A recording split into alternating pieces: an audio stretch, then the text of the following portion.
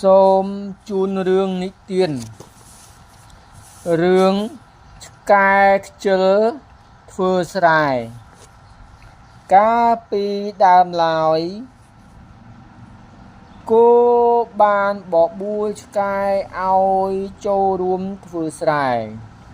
ឆ្កែល្ងង់ក៏សួរគោតើយើងធ្វើស្រែ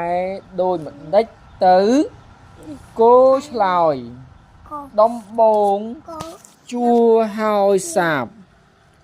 រួចថែរក្សាសំណាបឲ្យលូតលាស់ល្អរហូតដល់វាគ្រប់អាយុល្មមទើបដកយកទៅស្ទូងរួចត្រូវថែសន្ទង់ឲ្យល្អរហូតដល់វាចេញផ្លែពេលស្រូវទុំ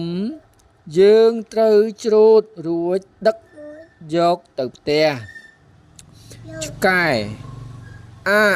ខ្ញុំដឹងហើយលុះណា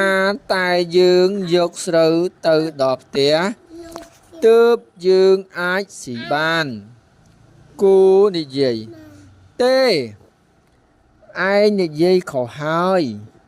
យើងត្រូវយកវាទៅបោកនិងបែនរួចហាលទើបយកទៅបុកឲ្យបានជាអង្ករឆ្កែក៏និយាយយីអីក៏យូរម្លេះគោឆ្លើយយើងអាចស៊ីបានលុះណាតែយកអង្ករទៅដាំជាបាយឆ្កែក៏និយាយព្រះអើយលំបាកណាស់ហើយយូរទៀតខ្ញុំមិនធ្វើទេខ្ញុំសុខចិត្តស៊ីរបស់សំណល់ពីគេវិញប្រសើរជាងឯងទៅរកអ្នកផ្សេងធ្វើការជាមួយទៅគោឆ្លើយ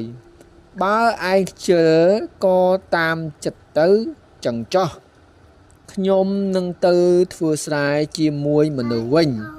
ប្រសើរជាងចាប់តាំងពីនោះមកឆ្កែបានស៊ីត្រឹមតែកាកសំណល់ពីមនុស្សចំណែកឯគោវិញសុខចិត្តធ្វើស្រែជាមួយមនុស្សផ្ទឹមភ្ជួរស្រែរហូតសពថ្ងៃនេះ